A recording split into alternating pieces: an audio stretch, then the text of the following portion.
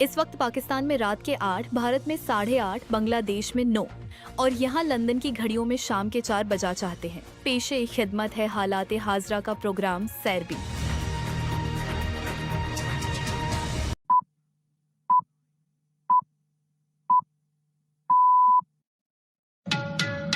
7 अगस्त के सैरबीन से जावेद चौधरी का सलाम। यमन में हुसियों के ताज़ा हमलों में कम अज कम 31 यमनी फौजी एहलकार हलाक। हुसियों के हमले में सऊदी शहर नजरान में 11 शहरी जख्मी। सऊदी अरब को मज़ीद हमलों का खदशा। सऊदी वली अहद मोहम्मद बिन सलमान और फ्रांसीसी सदर इमानुअल मैख्वा की मशरक़ वस्ता की सिक्योरिटी पर बातचीत। पाकिस्तान के वज़ीर आज़म शहबाज शरीफ, फील्ड मार्शल आसिम मुनीर और तुर्क सदर उर्दुगान जद्दा में मुलाकातों के दौरान मुमकिना सह फरीकी दिफाई मुआहदे की बातगश्त। يا الله يا الله اتجه العدو السعودي لتحويل مسار سفنه النفطية باتجاه شمالي البحر الأحمر، ولهذا فإن القوات المسلحة اليمنية تؤكد على أن عملياتها ستستمر وتتصاعد۔ अमरीकी सदर ट्रंप ने पैदाइशी शहरियत महदूद करने के लिए दोबारा नए सदारती अहकामात जारी कर दिए। We have a few subjects that we're going to discuss, all important, but one in particular important having to do with birthright citizenship. Thailand में 14 साला तालिब इल्म की स्कूल में फायरिंग, दादा दादी समेत 8 अफराद हलाक। मिस्री नियाद अब्दुल सैयद अमरीकी सेनेट के पहले मुसलमान रुकन बन सकते हैं, मगर ट्रंप उनके खिलाफ क्यों हैं? हमने ये मुहिम ईंट से ईंट जोड़कर बनाई है। मुझे याद है अप्रैल में मैंने जब शुरुआत की तो मैंने एक कमरे में जहाँ सिर्फ 5 लोग थे वहाँ अपनी बात रखी, एक ऐसी गुफ्तगू जिससे ज्यादातर लोग कभी नोटिस भी ना करते। यूनान में इमदादी कारकुन की लाश सूटकेस से बरामद, अफगान नियाद बॉक्सर गिरफ्तार। यूनानी पुलिस ने इस मुकदमे में 26 साला अफगान बॉक्सर शरीफ अहमद ज़ई को गिरफ्तार किया है, जो इससे पहले पनागुज़ीनों के साथ भी काम कर चुके हैं। देखिए जंग के मलबे में गजा का टेक्नोलॉजी हब। गजा में मलबे के दरमियान फ़लस्तीनी टेक वर्कर्स रोजगार के नए मौके तलाश करने की कोशिश कर रहे हैं। ये उनके लिए तल्ख हकीकत से दूर जाने का एक तरीका है। ये भी जानिए कि बरतानिया के लिए लड़ने वाले सिपाहियों की खिदमात को 1 सदी बाद कैसे तस्लीम किया जा रहा है। कई माहिरीन का मानना है कि गुजरते सालों में ना बरतानिया ने और ना ही आज़ाद हुए इंडिया और पाकिस्तान ने इन सिपाहियों की खिदमात को याद रखा। ऐसा क्यों हुआ, आए समझते हैं और देखते हैं कि अब 1 दिहाई बाद इनके नामों को ऑफिशियल रिकॉर्ड्स का हिस्सा क्यों बनाया जा रहा है। अफगान खवातीन फुटबॉलर्स की आलमी मैदान में वापसी, मगर कैसे? अफगानिस्तान के लिए एक नगमा, टीम दोबारा एक साथ। ये खिलाड़ी दुनिया के मुख्तलिफ ममालिक से सफ़र करके यहाँ न्यूजीलैंड के शहर ऑकलैंड कुक आइलैंड के ख़िलाफ़ 2 फ्रेंडलीज़ खेलने पहुँचे हैं।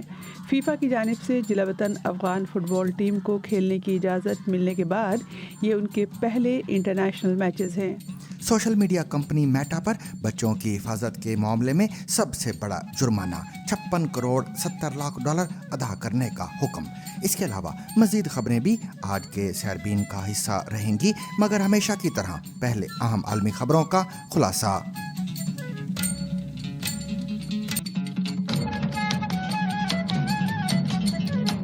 यमन में ईरानी हिमायत याफ्ता हुसी जंगजुओं और सऊदी हिमायत याफ्ता सरकारी फोर्सेस के दरमियान कशीदगी एक बार फिर शिद्दत इख्तियार कर गई है। यमन के सूबों मारब और हज़रमौत में सरकारी फ़ौज के कैंपों पर हुसियों के मिसाइल और ड्रोन हमलों में दर्जनों फ़ौजी एहलकारों की हलाकत की इतलात हैं, जबकि सऊदी अरब के सरहदी इलाके नजरान में भी हुसियों के हमले के नतीजे में 11 शहरी ज़ख्मी हुए हैं। मुख्तलिफ ज़राए ने यमनी फ़ौज के एहलकारों की हलाकतों की तादाद मुख्तलिफ बताई है। इब्तिदाई तौर पर तिब्बी ज़राए ने 38 हलाकतों की इतला दी, जबकि बाद में एक फ़ौजी ज़रिए ने AFP को बताया कि हलाकतों की तादाद कम अज़ कम 58 तक पहुँच गई है। हुसियों ने इन हमलों की जिम्मेदारी कबूल करते हुए कहा है कि उनका हदफ सऊदी हिमायत याफ्ता यमनी फ़ौज के कैंप थे, जहां उनके बकौल सऊदी फ़ौज की बड़े पैमाने पर तैनाती की जा रही थी। हुसियों का कहना है कि ये कार्रवाई उन इतलात के बाद की गई कि सऊदी हिमायत याफ्ता फोर्सेस उनके ज़ेर कब्ज़ा इलाकों के खिलाफ फ़ौजी कार्रवाई की तैयारी कर रही थी। दूसरी जानब सऊदी क़यादत में कायम इत्तेहाद ने हुसियों के हमले की मज़म्मत करते हुए इसे गद्दाराना हमला करार दिया है। सऊदी अरब के नजरान इलाके में होने वाले एक और हमले में इत्तेहाद के मुताबिक 11 शहरी जख्मी हुए हैं। जख्मियों में 7 सऊदी शहरी शामिल हैं, जिनमें एक खातून और 4 साला बच्चा भी शामिल है, जबकि एक यमनी, 2 मिस्री और एक पाकिस्तानी शहरी भी जख्मियों में शामिल हैं। ये सूरत हाल ऐसे वक्त में सामने आई है जब सऊदी अरब और हूसियों के दरमियान हालिया हफ्तों में कशीदगी में नुमाया इजाफा हुआ है। हूसियों ने बहराए अहमर में सऊदी अरब के खिलाफ बहरी नाकाबंदी का ऐलान करने के साथ साथ सऊदी फौजी और बहरी अहदाफ पर हमलों की जिम्मेदारी भी कबूल की है, जबकि सऊदी अरब ने जवाबन यमन में हूसियों के फौजी ठिकानों को निशाना बनाया है। सऊदी हुकाम को अब यह खदशा है कि यमन के हूसी और इराक में मौजूद ईरान नवाज मुसल्ह गिरोह मिलकर सऊदी अरब के खिलाफ शुमाल और जनूब दोनों सिमतों से मरबूत हमले कर सकते हैं।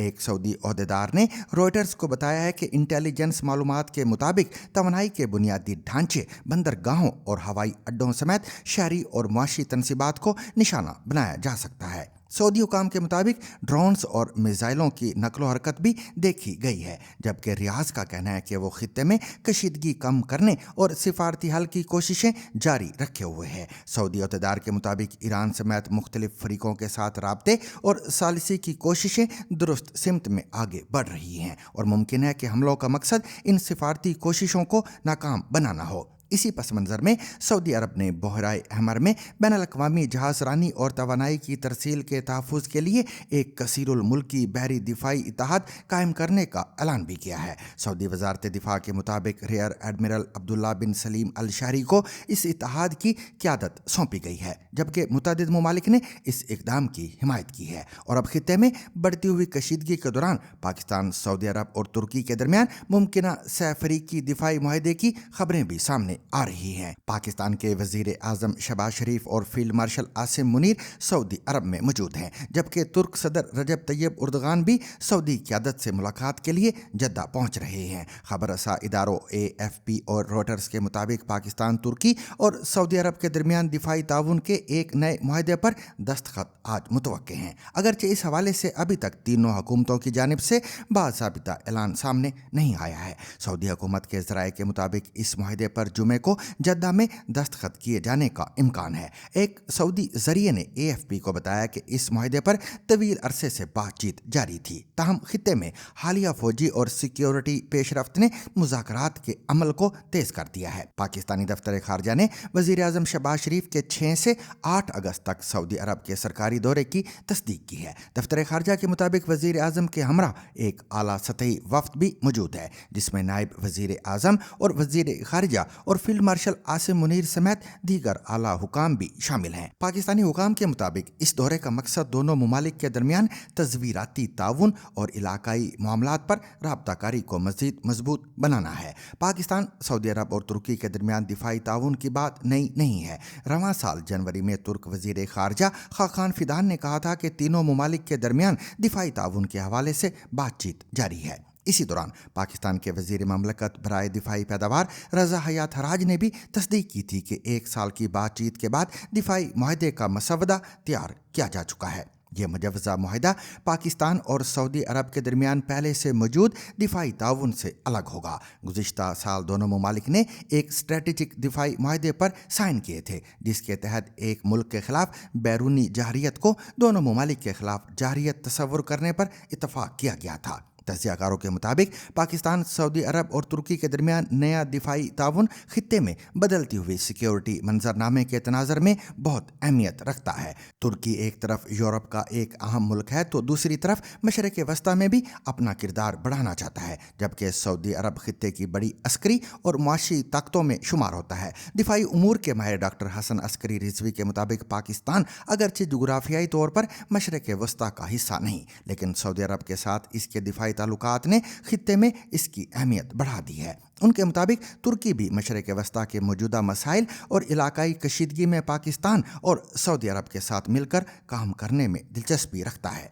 यूं यमन में हूसियों के ताज़ा हमलों, सऊदी अरब को लाहक नए सिक्योरिटी खदशात और बहराए अहमर में बढ़ती कशीदगी के साथ साथ पाकिस्तान, सऊदी अरब और तुर्की के दरमियान दिफाई ताउन की मुमकिना नई शक्ल खित्ते में बदलते हुए ताकत के तवाज़न की जानिब इशारा करती है। तहम मुजव्वज़ा सह-फ़रीक़ी दिफाई मुआहदे की हतमी नौयत اور اس کے عملی دائرہ کار کے بارے میں حتمی تصویر سرکاری اعلانات کے بعد ہی واضح ہو سکے گی۔ امریکی صدر ڈونلڈ ٹرمپ نے امریکہ میں پیدائش کی بنیاد پر ملنے والی شہریت کو محدود کرنے کی کوشش ایک بار پھر شروع کر دی ہے۔ ٹرمپ نے 2 نئے صدارتی احکامات پر دستخط کیے ہیں جن میں بعض غیر شہری والدین کے امریکہ میں پیدا ہونے والے بچوں کی خود کار شہریت محدود کرنے اور برتھ ٹورزم کے خلاف کارروائی کا حکم دیا گیا ہے۔ یہ اقدام ایسے وقت میں سامنے آیا ہے جب ٹرمپ کی پیدائشی شہریت ختم کرنے کی سابقہ کوششوں کو سپریم کورٹ کی رکاوٹوں کا سامنا کرنا پڑا تھا۔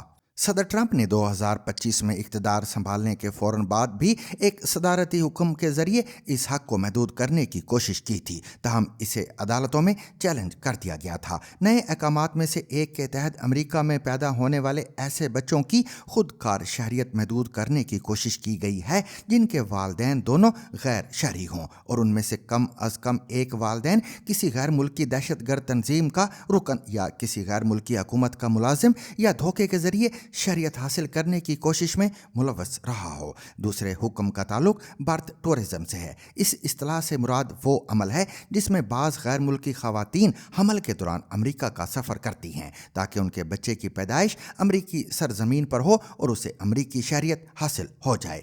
ٹرمپ نے اوول آفس میں گفتگو کرتے ہوئے کہا کہ اس معاملے پر کارروائی بہت پہلے ہو جانی چاہیے تھی، تاہم اب ان کی انتظامیہ اسے حل کرنے کی کوشش کر رہی ہے۔ انہوں نے پیدائشی شہریت کے تقریباً 150 سال پرانے اصول کو برقرار رکھنے کی عدالتی کوششوں پر بھی تنقید کی ہے۔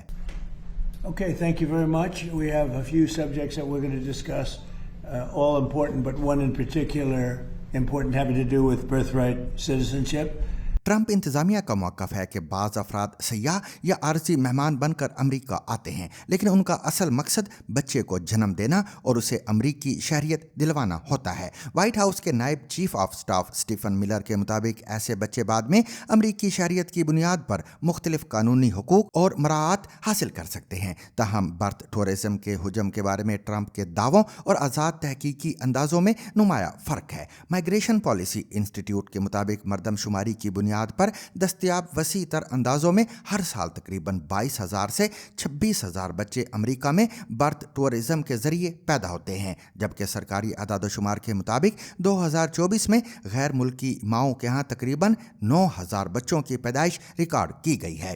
ٹرمپ انتظامیہ کا کہنا ہے کہ صدر کو امیگریشن اینڈ نیشنلٹی ایکٹ کے تحت امریکہ میں داخلے کے قواعد اور بعض استثنائی صورتوں کا تعین کرنے کا اختیار حاصل ہے اور اسی قانونی اختیار کو برتھ ٹورزم کے خلاف استعمال کیا جا سکتا ہے۔ تاہم پیدائشی شہریت کا معاملہ امریکی آئین کی 14ویں ترمیم سے بھی جڑا ہوا ہے، جس کی تشریح کے تحت امریکہ میں پیدا ہونے والے بیشتر افراد کو شہریت کا حق حاصل ہوتا ہے۔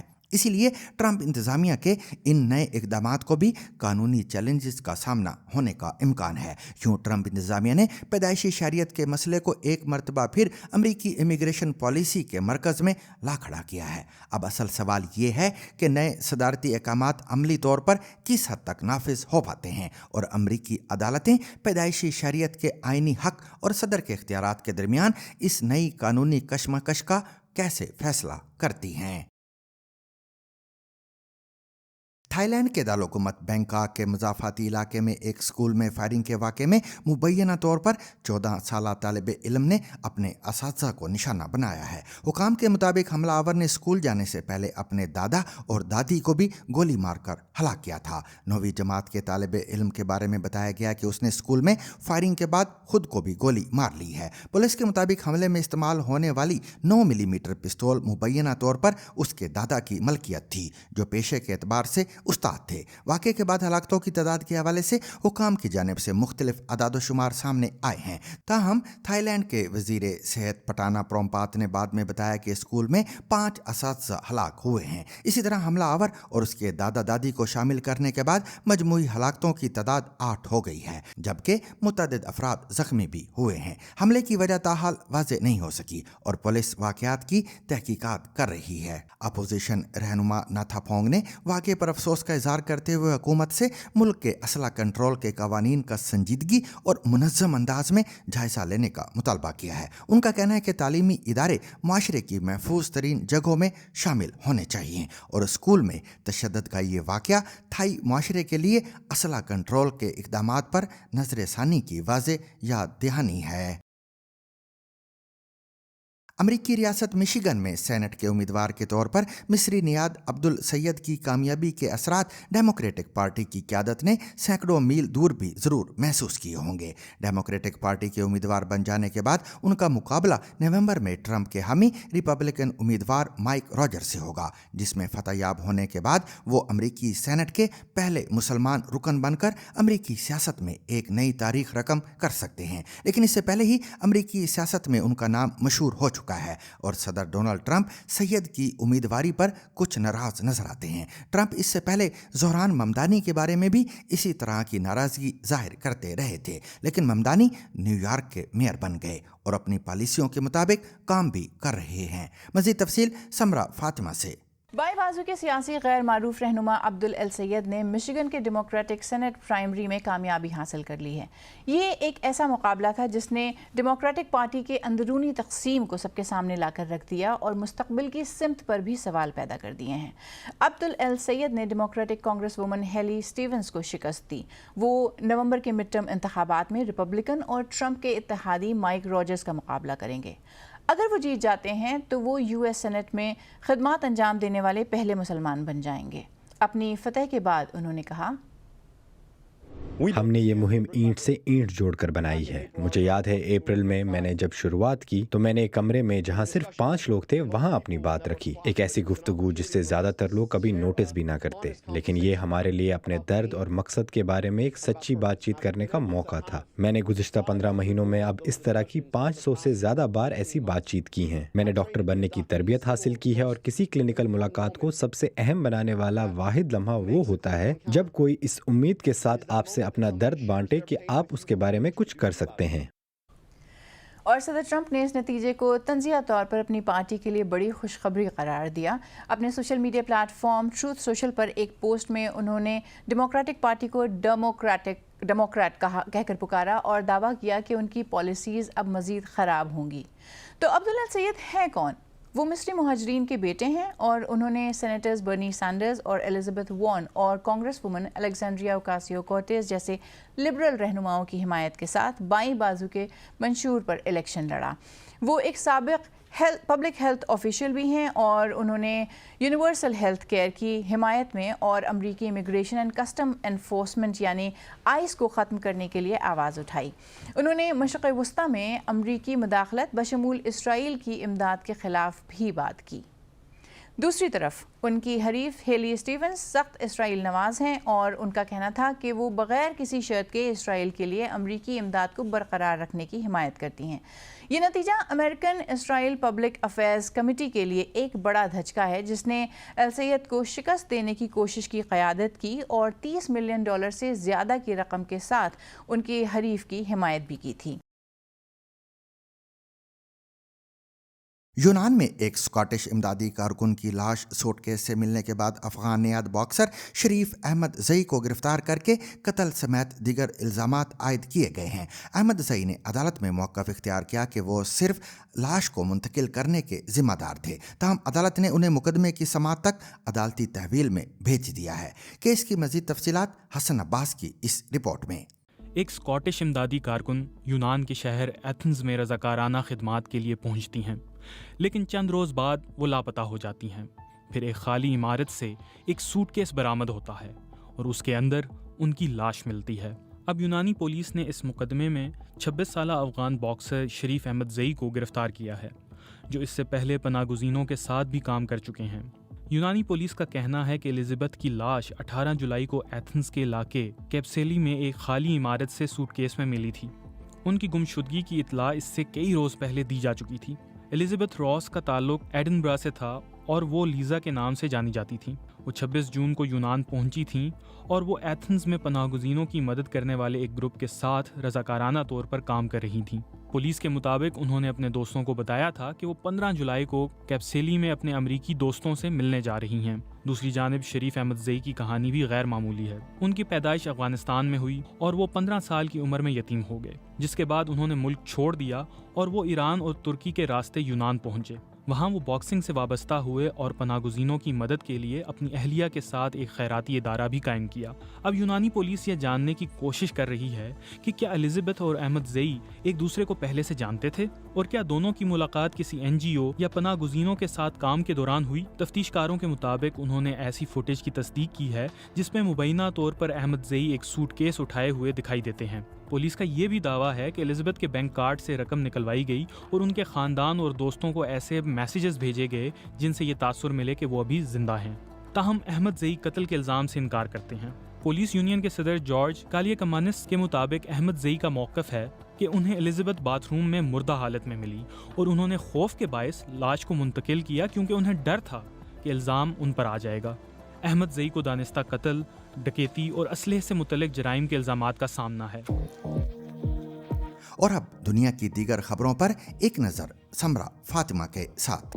जापान की वज़ीर आज़म साने तकाइची ने हिरोशिमा पर एटम बम हमले की बरसी के मौके पर कहा कि उनका मुल्क एक ऐसी दुनिया के हुसूल के लिए अनथक कोशिश करने की जिम्मेदारी उठाता है जिसमें जौहरी हथियार न हो। अमरीकी हमले के 81 साल बाद हिरोशिमा में अहम यादगारी तकरीब में मिस तकाइची ने जापान के गैर जौहरी उसूलों की तक़वियत की। बरतानवी साइंसदानों का कहना है कि पहली बार ऐसी वैक्सीन का कामयाब तजुर्बा किया गया है जिन्हें फ्रिज में रखने की ज़रूरत नहीं पड़ेगी। ज़्यादातर वैक्सीन्स को फ्रिज में रखने या मुंजमद करने की ज़रूरत पड़ती है, लेकिन हर साल इनमें से आधी वैक्सीन्स बहुत ज़्यादा गर्म या बहुत ठंडी होने की वजह से नाकाबिल इस्तेमाल हो जाती हैं। ट्रायल ने ऐसे इंजेक्शंस के लिए पानी में मिलाने से पहले एक लिक्विड टेटनस डिप्थीरिया वैक्सीन को खुश्क पाउडर में तब्दील कर दिया।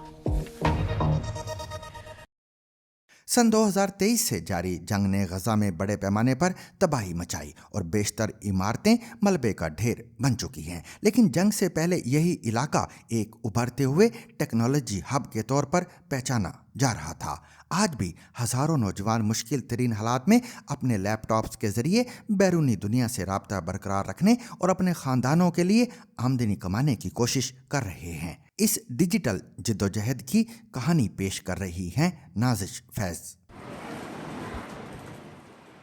गजा में मलबे के दरमियान फ़लस्तीनी टेक वर्कर्स रोज़गार के नए मौके तलाश करने की कोशिश कर रहे हैं। ये उनके लिए तल्ख हकीकत से दूर जाने का एक तरीका है। तारिक ज़ईम एक सॉफ्टवेयर इंजीनियर हैं जो एक बैरून मुल्क क्लाइंट के लिए मोबाइल ऐप बना रहे हैं। हमारी इनसे वीडियो कॉल पर बात हुई।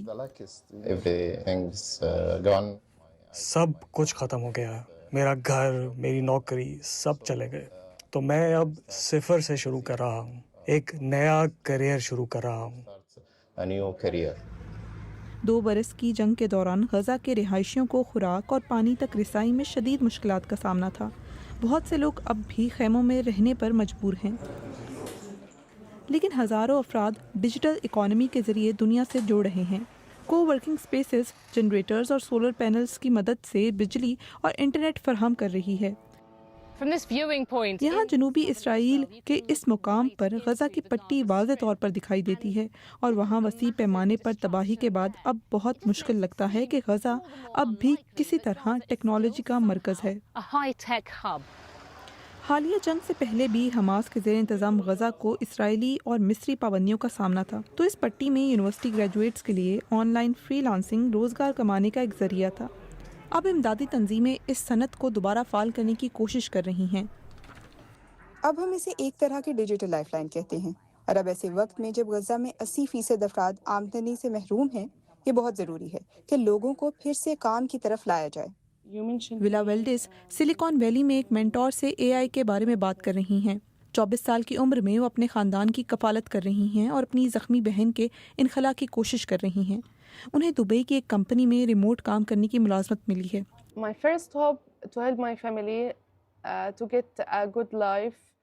मेरी पहली ख्वाहिश है कि मैं अपने ख़ानदान को एक अच्छी ज़िंदगी दे सकूं, अपनी बहन को गजा से बाहर इलाज के लिए भेज सकूं, और मैं खुद के लिए स्कॉलरशिप तलाश कर रही हूं ताकि मैं बैरून मुल्क जा सकूं। तहाँ बहुत सी दुश्वारियां हैं, टूटे हुए लैपटॉप से लेकर बैंकारी पाबंदियों और रोज़ाना की बमबारी तक। ये धमाका एक को वर्किंग स्पेस के करीब हुआ। जंग बंदी की कोशिशें तातुल का शिकार हैं और इसराइल का कहना है कि वो हमास को निशाना बना रहा है। अगरचे गज़ा की मजमूई तामीर नौ का अमल अभी रुका हुआ है, इसके टेक वर्कर्स एक रोशन मुस्तकबिल की झलक पेश कर रहे हैं। पहली आलमी जंग में बरसगीर से ताल्लुक़ रखने वाले तकरीबन 14 लाख सिपाहियों ने बरतानिया की जानिब से जंग लड़ी, मगर गुजरती दहाइयों के साथ उनकी कुर्बानियों और खिदमात की याद जैसे धुंधला गई। आखिर बरतानिया, इंडिया और पाकिस्तान ने इन सिपाहियों को क्यों फरामोश किया, और अब एक सदी बाद उनके नाम सरकारी रिकॉर्ड का हिस्सा क्यों बनाए जा रहे हैं? तफसील एहसन महमूद से। क्या आपको पता है वर्ल्ड वॉर 1 में तकरीबन 1.4 मिलियन ऐसे फ़ौजी सिपाही थे जो बरसगीर से थे, यानी आज के पाकिस्तान, इंडिया और बांग्लादेश से, और वो बरतानिया के लिए लड़ने आए थे। इस तस्वीर को देखें, इसमें फ़्रांस में बरसगीर से आए बरतानिया के लिए लड़ने फ़ौजियों को देखा जा सकता है। कई माहिरीन का मानना है कि गुज़रते सालों में ना बरतानिया ने और ना ही आज़ाद हुए इंडिया और पाकिस्तान ने इन सिपाहियों की खिदमात को याद रखा। ऐसा क्यों हुआ, आइए समझते हैं और देखते हैं कि अब एक दिहाई बाद इनके नामों को ऑफिशियल रिकॉर्ड्स का हिस्सा क्यों बनाया जा रहा है। इस तस्वीर की कहानी BBC उर्दू की एक सीरीज़ है जहां हम कई आइकॉनिक और इंतहाई अहम तस्वीर को देखेंगे और उनके पीछे छुपी कहानियां और कॉन्टेक्स्ट को समझने की कोशिश करेंगे। सबसे पहले ये समझते हैं कि बरसगीर में लोग बरतानिया के लिए जंग लड़ने क्यों गए। इसकी कई वजूहात थीं। इंपीरियल वॉर म्यूजियम के क्यूरेटर एलन वेकफील्ड के मुताबिक कई लोगों के लिए फ़ौज में शामिल होना अपना सोशल स्टेटस बेहतर करने का एक मौका था। कई लोग ऐसे भी थे जिनके ख़ानदानों में पहले से फ़ौज में जाने की रवायत थी और वो इसको ज़िंदा रखना चाहते थे, जबकि कुछ लोग अच्छी तनख्वाहों और लंबे अरसे की फ़ौजी सर्विस के फ़ायदों की वजह से शामिल हुए। एक बड़ी वजह सियासत भी थी। महात्मा गांधी जैसे इंडियन लीडर्स का ख्याल था कि जंग के दौरान बरतानिया का साथ देने से शायद सेल्फ गवर्नेंस या मुस्तकबिल में आज़ादी मिलने की राह हमवार हो सके।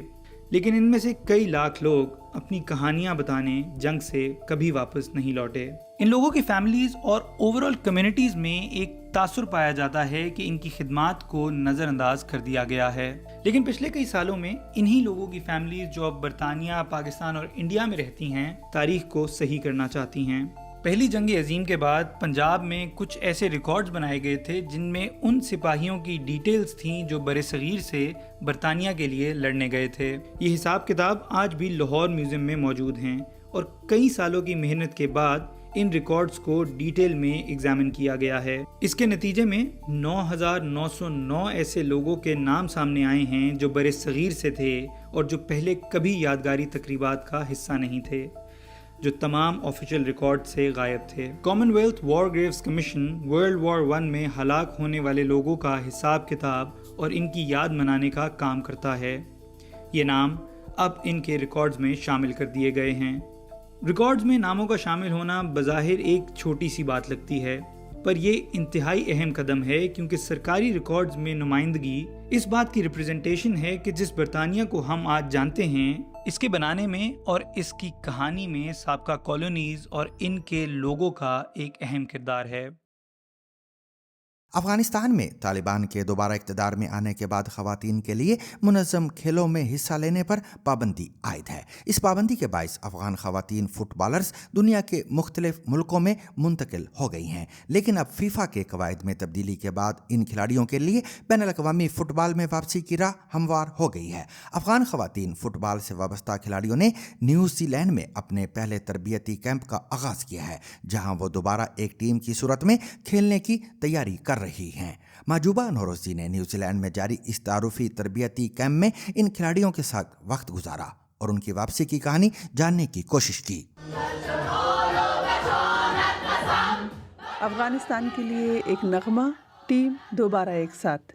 ये खिलाड़ी दुनिया के मुख्तलिफ ममालिक से सफ़र करके यहाँ न्यूजीलैंड के शहर ऑकलैंड कुक आइलैंड के ख़िलाफ़ 2 फ्रेंडलीज़ खेलने पहुँचे हैं।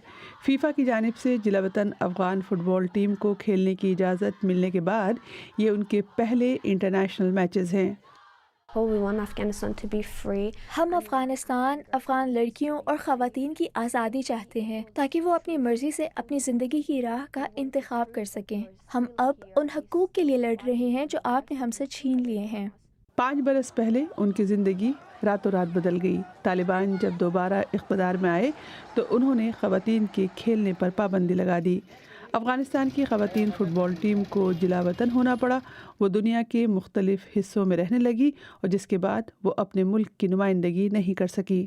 ہائی اسکول کے دوران مجھے سارے وقت ہراسانی کا سامنا رہا، لیکن فٹ بال نے مجھے پر اعتماد بنایا۔ فٹ بال کے بغیر مجھے نہیں معلوم میں کہاں ہوتی۔ اب وہ دوبارہ ایک ساتھ ہیں اور اس ٹیم کو از نو تعمیر کر رہی ہیں جس کے بارے میں انہیں لگتا تھا کہ وہ ہمیشہ کے لیے ختم ہو چکی ہے۔ ان کھلاڑیوں کے لیے فٹ بال محض ایک کھیل نہیں ہے۔ میں اس پلیٹ فارم کو ان افغان لڑکیوں کے حقوق کے لیے آواز اٹھانے کے لیے استعمال کرنا چاہتی ہوں جن کو گزشتہ 5 سال سے تعلیم حاصل کرنے کی اجازت نہیں ہے۔ ظاہر ہے روز نامی کتاب جو خواتین کی نمائندگی کرتی ہے، اور 15 اگست وہ تاریخ جب افغانستان میں طالبان کی حکومت آئی۔ ان کا مقصد جلا وطنی میں افغانستان کی ٹیم کو دوبارہ کھڑا کرنا ہے اور 2028 کے اولمپکس کھیلوں میں شرکت کے لیے ہونے والے مقابلوں میں کھیلنا ہے۔ مجھے اپنی ٹیم اور خود پر فخر ہوگا کہ میں اس سفر کا حصہ رہی۔ ہم نے طالبان کی اجازت کے بغیر اپنی ٹیم کو دنیا کے سامنے لا کر تاریخ رقم کر دی ہے۔ دونوں میچز میں افغانستان کی ٹیم کو کوک آئلینڈ سے شکست ملی، لیکن برسوں کی جلا وطنی کے بعد ایک بار پھر اپنے ملک کے رنگ پہن کر میدان میں اترنا بھی کسی فتح سے کم نہیں، اور اولمپکس تک پہنچنے کا ان کا خواب اب بھی زندہ ہے۔ ہم نہیں جانتے کہ ہماری اگلی ملاقات کب ہوگی، لیکن ایک دوسرے کا ساتھ ایک شاندار احساس ہے۔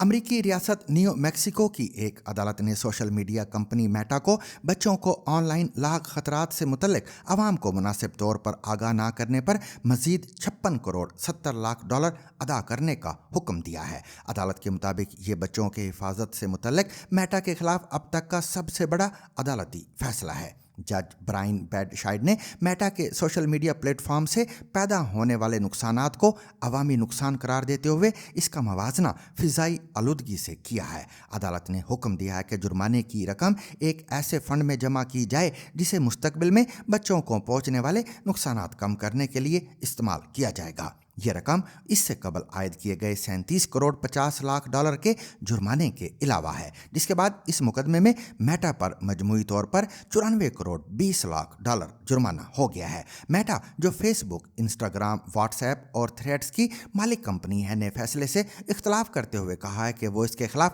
اپیل کرے گی۔ کمپنی کا موقف ہے کہ وہ اپنے پلیٹ فارمز پر صارفین خصوصاً نوجوانوں کے تحفظ کے لیے اقدامات کر رہی ہے اور نقصان دہ مواد اور غیر قانونی سرگرمیوں کے خلاف کارروائی کے چیلنجز کے بارے میں شفاف رہی ہے۔ یہ مقدمہ اس لحاظ سے بھی اہم ہے کہ نیو میکسیکو پہلی امریکی ریاست بنی تھی جس نے بچوں کی حفاظت سے متعلق ایسے دعووں پر میٹا کے خلاف مقدمہ کامیابی سے جیتا۔ میٹا کو امریکہ میں اسی نوعیت کے الزامات پر ہزاروں مقدمات کا سامنا ہے، جبکہ رواں سال لاس اینجلس میں بھی کمپنی ایک ایسے ہی مقدمے میں شکست سے دوچار ہو چکی ہے۔ اور سامعین، اس کے ساتھ ہی آج کا سیربین بھی اپنے اختتام کو پہنچا۔ مجھے اور میری پوری ٹیم کو کل تک کے لیے اجازت دیجیے، لیکن اجازت لینے سے قبل اب تک کی خاص خبریں۔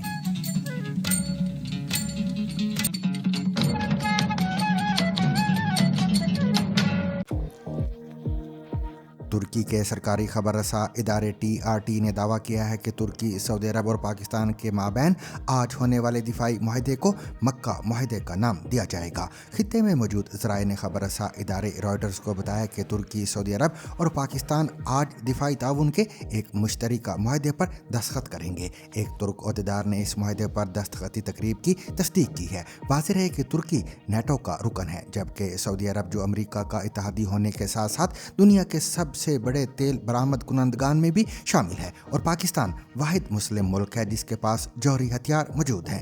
رائٹرز کے مطابق ترک صدر اور پاکستانی وزیر اعظم شہباز شریف ملک کے آرمی چیف عاصم منیر کے ہمراہ سعودی ولی عہد شہزادہ محمد بن سلمان سے ملاقات میں اس معاہدے پر دستخط کریں گے۔